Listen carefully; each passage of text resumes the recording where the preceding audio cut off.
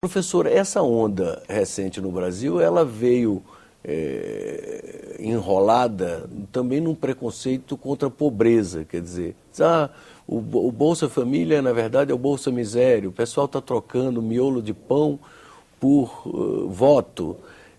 Isso também não é um aspecto preocupante dentro da problemática maior do preconceito? Quer dizer, essa falta de compreensão de que é necessário ajudar aquele que está passando necessidade não traduz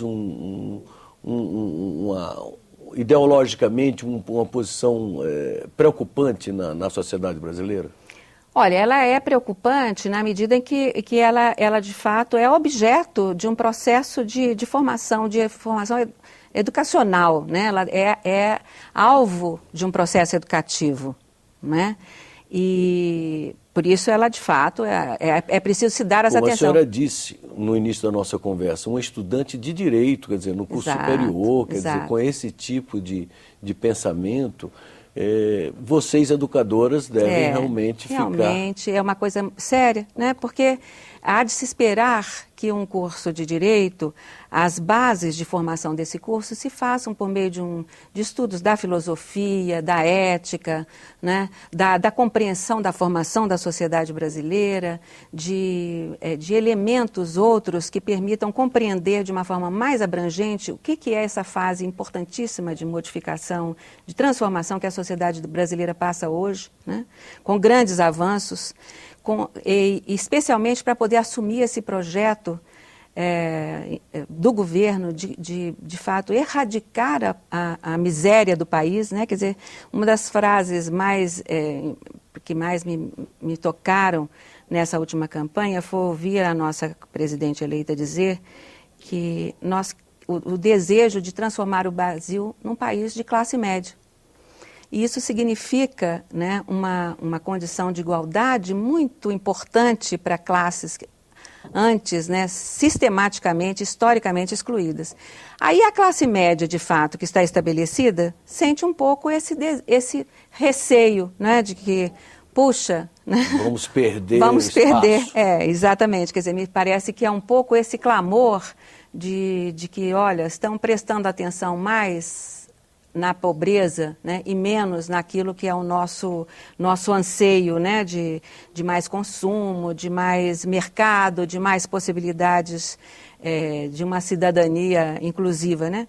No entanto, é uma miopia, né, porque, de fato, toda a estabilidade desse quadro econômico e social implica, de fato, em processos de inclusão dessas populações que de fato estão, né, à margem. E professora, existem estudos acadêmicos procurando mensurar essa questão do preconceito no Brasil? Existem, muitos.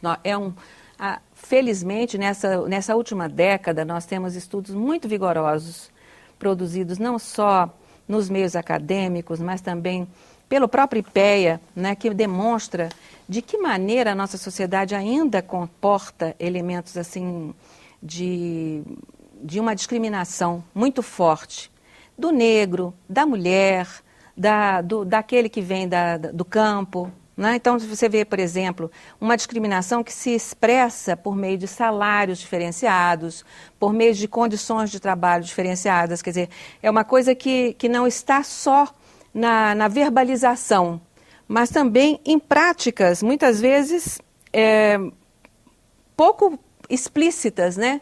Onde essa exclusão se dá, onde esse desrespeito se faz, né?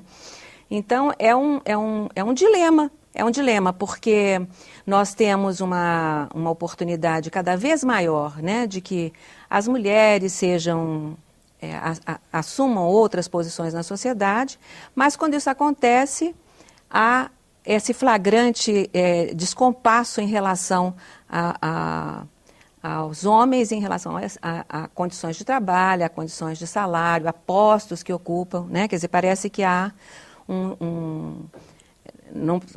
mecanismos que fazem esse processo de exclusão. É muito curioso a gente perceber que ganhamos muitos espaços, né? Estamos alcançando isso em relação às mulheres. Negros também começam a aparecer com mais. Nós podemos ver, por exemplo, na própria Universidade de Brasília, que hoje ela é muito mais colorida, né?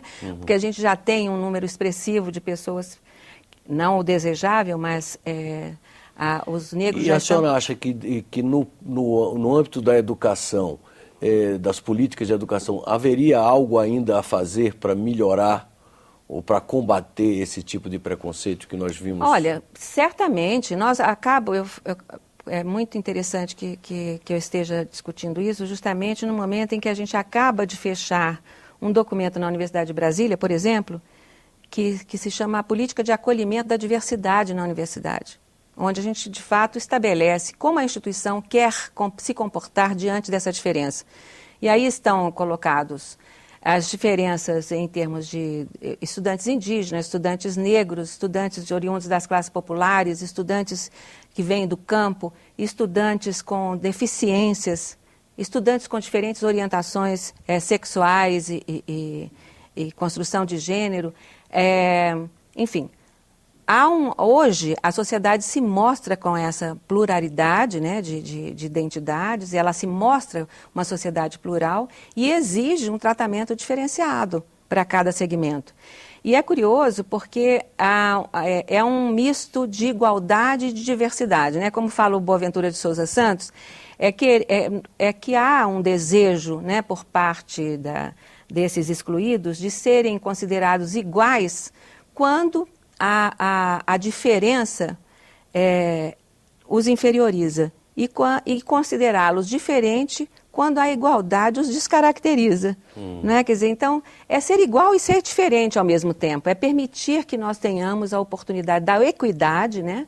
Mas garantidos as diferenças que fazem poxa, é a nossa riqueza, né? Quer dizer, agora, uma outra coisa muito importante que nós trabalhamos sob o ponto de vista educativo é esse reconhecimento de que esse outro, ele não é só importante para nos enriquecer, né? Porque nós costumamos, no senso comum, dizer o seguinte: é muito bom que a gente tenha o outro, porque o outro nos traz a riqueza de outras culturas, como se fosse uma mercadoria, que você vai dizer, bom, então tá certo, né? Quer dizer, já que ele nos enriquece, ótimo, a gente aceita. Não é por aí, né? Quer dizer, isso também é um desvio importante de construção conceitual. Esse outro exige que ele seja reconhecido com o direito de existir, né? Porque, afinal, nós somos o outro do outro, né? Quer dizer, a própria garantia da nossa existência está em aceitarmos essa alteridade, porque, senão, estaríamos condenados também, né, a sermos questionados sobre a nossa possibilidade de existir, né? Então, esse programa está em fase de discussão da universidade, é um momento bastante rico, assim, em termos de que políticas específicas são criadas, não só para o acesso à universidade, mas para a permanência dessa diferença dentro da universidade. E a universidade é um espaço interessante porque ela, de fato, vamos dizer assim, um retrato da sociedade, né? Quer dizer, é onde você pode exercitar essa política, essa pedagogia que eu falava, né, da alteridade, onde você tem a oportunidade da convivência, dos estranhamentos e de elaboração em cima disso. E ali a gente aprende muito, né? Porque você vê, com a juventude, eu sou coordenadora de um projeto na universidade chamado Observatório da Juventude, onde a gente trabalha com os estudantes do ensino médio. Eles têm maior facilidade de lidar com essa questão da diferença. Por mais difícil que seja a situação da juventude hoje, quer dizer, a gente percebe que isso é uma questão bastante fácil de ser cultivada, né? Essa questão da convivência. E basta que a gente, de fato, dê atenção devida para este que eu acredito seja o grande problema que a humanidade deve enfrentar. Imagina, o que é um mundo hoje globalizado, onde você tem a oportunidade de ir e vir como jamais se viu, né? Onde você tem a oportunidade de entrar em contato com diferentes culturas de uma forma assim espantosa. Basta ligar seu computador, você está diante de quadros culturais completamente distintos. Quer dizer, então há que existir um espaço para o aprendizado dessa convivência. Sem dúvida, esse acredito que o grande salto, né, que a humanidade deve dar. Muito obrigado pela entrevista. Eu acabo de entrevistar a professora Leila Chalub Martins, da Universidade de Brasília. E o tema da nossa conversa foi preconceito via internet. Os telespectadores que quiserem encaminhar sugestões, comentários ou críticas podem fazê-lo acessando o nosso portal www.senado.gov.br/TV. Até um próximo Cidadania.